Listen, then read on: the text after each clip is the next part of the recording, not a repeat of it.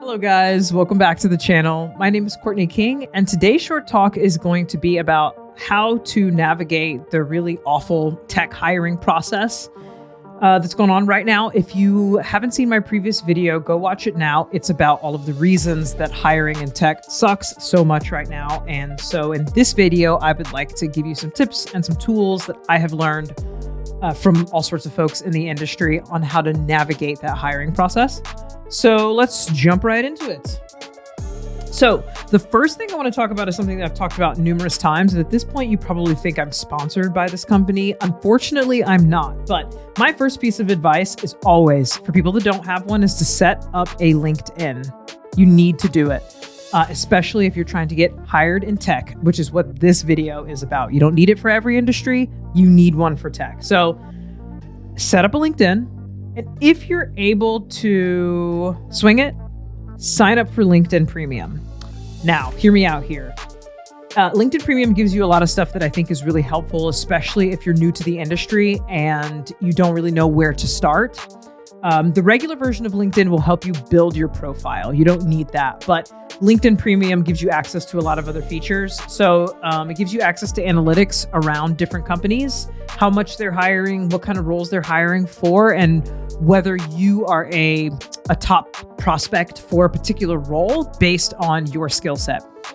That is super helpful. It can help you understand whether it will be a waste of your time to apply for a certain job or whether you would be a good fit for a certain job. It's not perfect, but the analytics are better than nothing. It gives you the ability to message people you don't know. So on LinkedIn, you can't send messages to people that I think you don't have like a connection with, I believe, or a certain number of connections with. And LinkedIn Premium allows you to message people who are outside your network, as their terminology goes. That's important because you're going to be messaging a lot of people as part of this process. We'll talk a little bit about that later, but you definitely want the ability to message people that you don't know. Again, if you're new to the industry and you don't really have a network in tech, it's going to be important that you be able to talk to people you're not connected with, because in theory, you're really not connected with anyone. So that's important. LinkedIn Premium offers professional resume building help that can help prepare you for applicant tracking systems.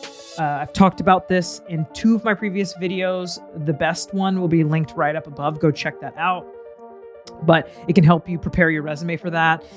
It has AI written messages. This is cool. So this is weird. Based on who you're writing a message to, the AI will create the message template for you. And usually it's pretty accurate. Usually the AI knows why you're messaging that person. Isn't that weird? But yeah, I've used it a couple times. Works pretty well. Certainly saves you a lot of time. And then also free interview coaching. LinkedIn actually has a lot of free resources that can help with all sorts of things. And interview coaching, especially if you're new to the industry or even if you're not, super valuable. So if you can swing LinkedIn Premium, give it a try. You really only need to purchase it for the few months while you're looking for your job. Then you can get rid of it once you have a job. It's really useful for people who are looking for a job. Let's see. My next piece of advice is about reaching out to hiring managers and recruiters. So when you go to apply for a job directly on LinkedIn, sometimes on the job posting, it'll tell you exactly the person that is hiring for the role. So maybe it's a recruiter at that company. Maybe it's the hiring manager. So the team leader. If you're hiring for a customer support job, the customer support team leader is the hiring manager.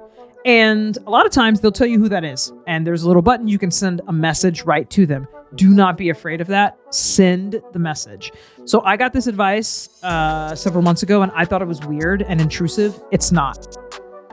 As I've spoke about before, companies are getting like on average 800 applicants for a single role. And they really have no good way to whittle down that number to a workable number of people. One of the ways that you can help them with that is to just put yourself in front of them. Send them a message. AI will actually write the message for you, allow it to, and then just tailor it to your own voice. And send them a resume. And it doesn't have to be long. Hey, I saw that you posted this job for these reasons. I think that I would be a great fit. Here's a copy of my resume for you to look over. Do you have any time next week to chat about the role? Now, a lot of these messages are going to get ignored. That's fine. Do not let that distract you. It isn't taboo or like socially weird. They're not like, whoa, who's this weirdo that messaged me? It's totally fine, right? And sometimes you will get a response that's useful to you. I've gotten numerous job interviews this way because I just put myself in front of the person and they were like, sure, yeah, you're qualified. Let's talk, right?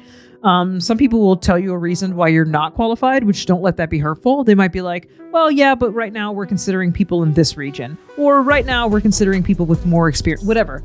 That piece of information is useful to you. So whenever you apply for a job directly on LinkedIn, use LinkedIn, go to that company that's hiring for the role, try and find who their recruiters are, try and determine who the team leader would be, and send them a message. I promise you it's not creepy. I promise you they won't be weirded out.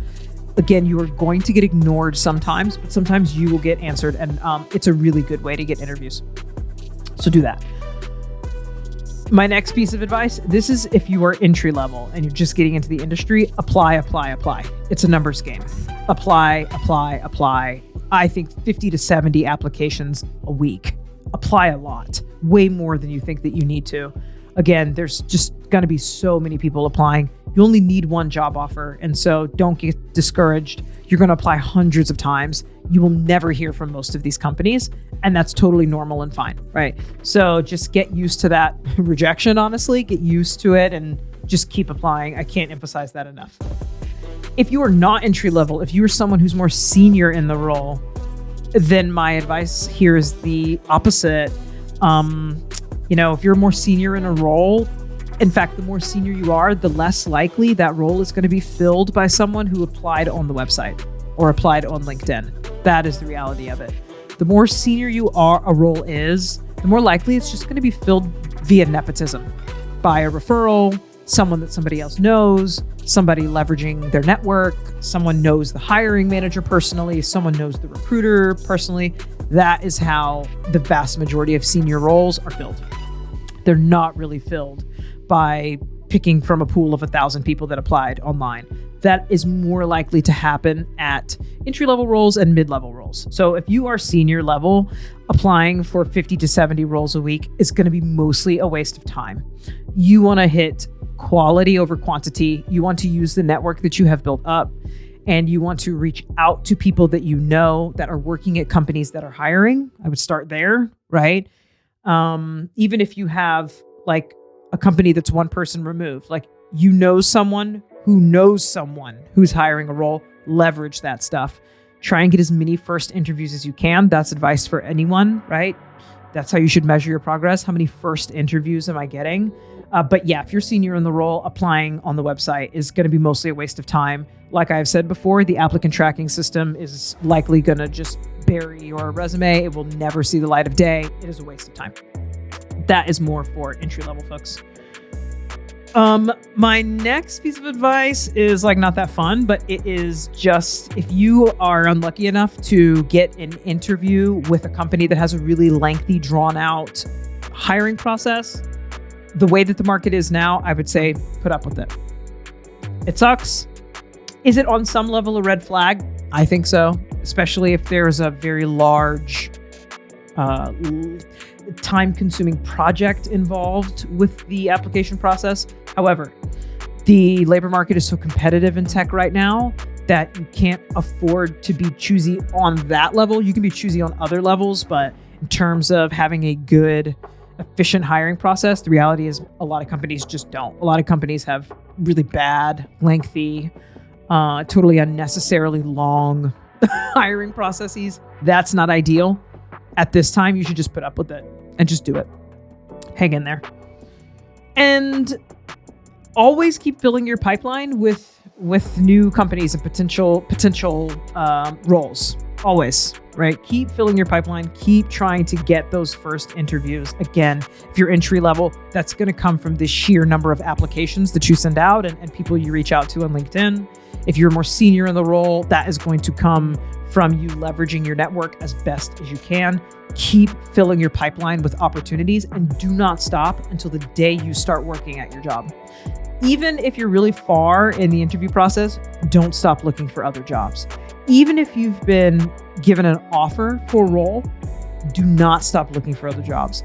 Even if you have accepted that job and you've quit your current job and you're just waiting to start the new one, keep filling your pipeline. I talked about this in my previous video, something that we're seeing a lot right now, which is kind of a nightmare, and that's companies rescinding offers at the last minute. That is not ideal, and that is terrible. However, it's a reality that you should be aware of. So do not put all your eggs in one basket. Keep taking interviews. I mean that. Keep setting up interviews and taking those interviews literally until the day you start your new job. That's it. Those are my pieces of advice. I hope that's helpful. If I can talk in more depth about any of this stuff, let me know. Leave me a comment. If you have not already liked and subscribed, please do so. Hit the bell icon to be notified of new content. It really, really helps me out with the algorithm and ensures that more people see my content. So I really appreciate it. That means a lot to me. Other than that, guys, thank you for watching, and I will see you in the next one.